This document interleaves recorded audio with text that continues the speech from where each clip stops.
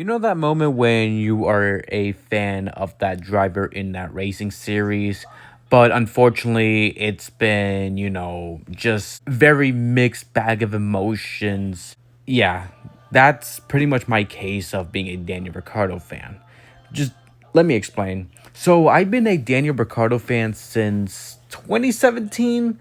Like I've been watching Formula One here and there for a couple of years, mainly the Monaco Grand Prix, and then some races I can watch between the early 2010s and through 2016. Well, I got into Formula One more back in 2016, but I became a Daniel Ricciardo fan in 2017 before the season started. Daniel Ricciardo honestly got my attention. He was a really good driver, and the way he was on track in Red Bull Racing, I just couldn't stop thinking about Daniel Ricciardo. I'm like, you know what?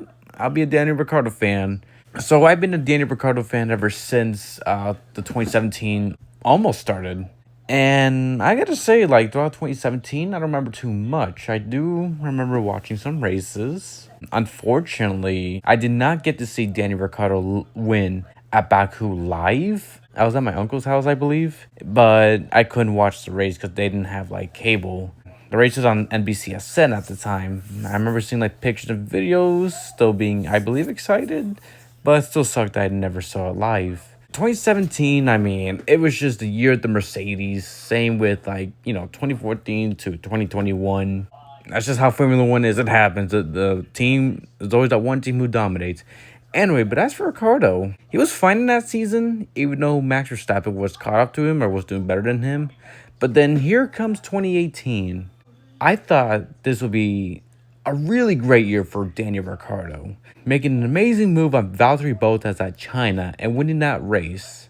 And I remember Baku, like Daniel Ricciardo and Max Verstappen were battling for positions. Unfortunately, both of them crashed each other out, and Ricciardo never went like back to back at Baku, which is unfortunate. But then we get to Monaco. I still remember watching this race live like it was yesterday. Daniel Ricciardo won the pole for the race.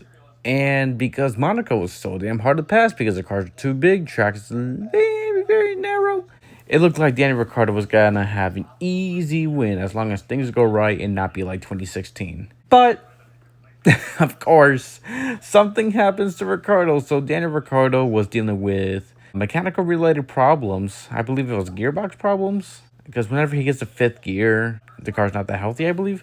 I don't remember. I know he had some kind of car issue. And I remember thinking, oh boy, Daniel Ricciardo's going to lose this race. He's going to lose another race and all that.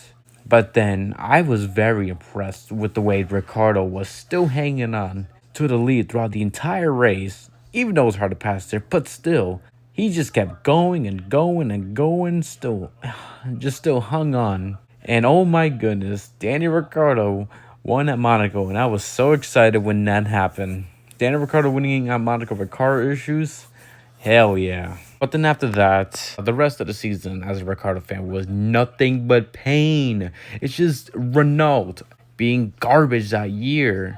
And I know Max Verstappen fans have to deal with that too. But Ricciardo unfortunately dealt with it more than Verstappen did. Just, oh my god, it was just never-ending hell for Ricciardo having mechanical issues. He can literally have a great race. He can win poles left and right, have a great race. But then Renault says, nope, let's explode again. Because French. Just 12 DNFs in a 20-race season, I believe. It was just hell because I feel like 2018 was going to be a great season, winning more races, maybe contending for championship against Hamilton, but I was mainly focused on Ricciardo having a chance to win more races. But no, Renault sucked, and that was just hell. And I remember being tired of dealing with the endless amount of problems in that team. But then I remember Daniel Ricciardo announcing he was leaving Red Bull, going to Renault. And I remember thinking, oh, it's over. He's not going to win any races again because Renault was not a winning team. But they were a mid-pack team that could score points. But I remember accepting the fact that it was over. I do remember making a Gas and Go episode, Daniel Ricciardo leaving. And then here we come in 2019. It was kind of a rough one. But here's the thing. Coming into 2019, I felt a bit confident. I knew he wasn't going to win races, but I knew he was going to do well in a Renault because he's been a Renault driver for a while. He knows the Renault engines, but unfortunately, things was just not the best. Austria, Bahrain. I don't remember too much about 2019 season as a Daniel Ricciardo fan, but obviously he didn't win a race because mid car. And in 2020, still Renault and mid car. And it turns out to be a really good season in a Renault team. He was running better results, more points. Even scored two podiums. I remember when he was scoring those podiums, getting excited, like I was so excited that he still had it in him, despite racing in a Renault. Like him doing the shoey again, him performing well again. Oh my God, it was just happiness as a Daniel Ricciardo fan coming back that I never thought I'd deal with again. And then at the time, things would get better for me as a Daniel Ricciardo fan and also a Lando Norris fan because Daniel Ricciardo and Lando Norris would be teammates for the 2021 Formula One season. And I remember being excited. I even did a video about it 4 years ago. And I was only on the McLaren bandwagon because my two favorite Formula One drivers were being teammates. I was so excited, and I had reasons to be excited because McLaren was going to have Mercedes power. And I'm like, oh, they're going to have Mercedes power. They're going to win races. They're going to do so well. Well, as a Lando Norris fan, it was a much better season for me. He's scoring podiums. Unfortunately, choked it at Sochi because he does not know how to listen to his teams. Just bottled it. Screwed his own win. Should have pitted. But anyway, but as a Daniel Ricciardo fan, nothing burger. But then at Monza, here's the thing. I hate sprint racing, but here's the thing. If it wasn't for sprint racing at Monza for 2021, Ricciardo would not be in the same shoes he would be at the next day on the Sunday race. So I remember watching the start of the race.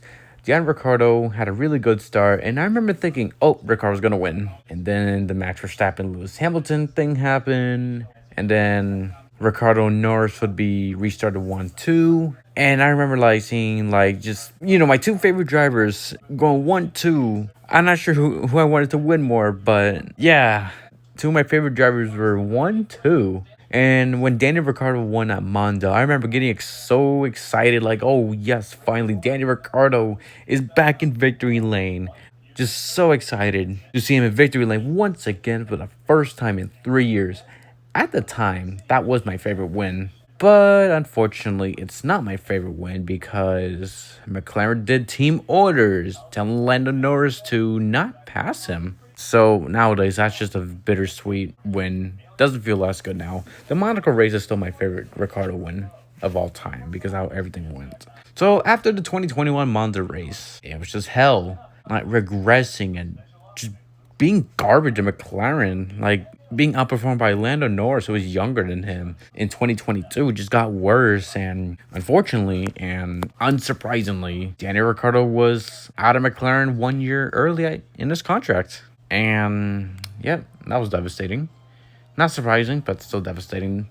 Devastating that he's going to be rideless for 2023. Then he had a lifeline that Red Bull Racing got him back as a reserve driver, testing driver. Even though he wasn't going to race for Red Bull, I remember thinking, oh, he's back at Red Bull. That's cool. But then in 2023, Nick DeVries sucked. So he was sacked. And Daniel Ricciardo came back to Formula One in AlphaTauri. And I did get excited for that because obviously I'm a Ricciardo fan. And hey, maybe he could do well again. Maybe he could be a Red Bull. And things started off pretty decent.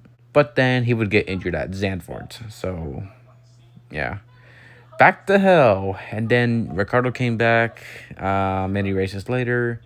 And I remember him scoring 7th at the Mexico race, getting 4 points. And I remember being excited about that. Hey, he had a great race in AlphaTauri car. That's awesome. And then he was full-time in 2024. And it was just hell. It was hell. China still pisses me off because, Lance Stroll being Lance Stroll, he doesn't have to worry about losing his seat because, Lawrence Stroll owns the team, and Lance Stroll, he can stay there as long as he wants. He's got nothing to lose, but meanwhile, Daniel Ricciardo, he's got something to lose because he was being outperformed by Yuki Tsunoda, younger than him, and Yuki was doing better than him. It was just hell. And then I remember, Jacques Villeneuve criticizing Daniel Ricciardo, and Obviously, you got Ricardo fans being all upset about Villeneuve, whatever he said to him, like he's not doing good and all that. But as a Ricardo fan, I'm like, he's not wrong. Jacques Villeneuve wasn't wrong. And here's the thing, I don't like Jacques Villeneuve. Back in the day, he was my one of my least favorite NASCAR drivers because he was dirty. But that's besides the point. You know it's bad when I agree with Jacques Villeneuve. And then the irony is that after Jacques Villeneuve was criticizing Daniel Ricciardo, Ricciardo started to do well. He started to perform better, scoring points, have better results. Well, other times because Yuki has had issues. But then, unfortunately, and unsurprisingly again, due to his not so good performance in the V Carb team, Ricciardo was out of Formula One. And that's the last time we've seen Daniel Ricciardo in Formula One. Pretty bullshit that Ricciardo gets the lead for bad performance, but Sergio Perez continued to stay with Red Bull. I know Red Bull wanted that Mexico money much longer, but still, that's bullshit. I wonder what would have happened if Daniel Ricciardo went to Red Bull once again. I know he's not going to be close to Verstappen, but do you think he would have performed better in Red Bull? I don't know. And here we are now. I've been wanting to make a video about this for a while. How was it like being a fan of Ricciardo? Well, to be honest, it was a painful experience. Mainly painful experience, despite some good moments, but unfortunately, I just dealt with more painful moments than good moments. But here's the thing, I don't regret being a Daniel Ricciardo fan. I really like his personality. He brought in like personality to the sport. When he was in his prime, he was just doing fantastic. It's just that he didn't win a lot because, you know, Mercedes was just too damn good and for Red Bull was just not that good like they were with Vettel. And just what could have been for Daniel Ricciardo if he didn't leave Red Bull and stayed as the second driver to Verstappen, if he didn't leave Renault when they were becoming good, what could have been? It was just mainly a painful experience to be a Daniel Ricciardo fan, but I don't regret being a Daniel Ricciardo fan. I'm always going to be a fan of Ricciardo. He's always going to be my number one favorite Formula One driver. Even though Lando Norris is my favorite active driver, while Franco Colapinto is my second Formula One active driver, neither of them would be like Ricciardo. I don't know how to explain it. Like, I'm still going to root for Norris and Colapinto, but being a Daniel Ricciardo fan was a different feeling. So, yeah.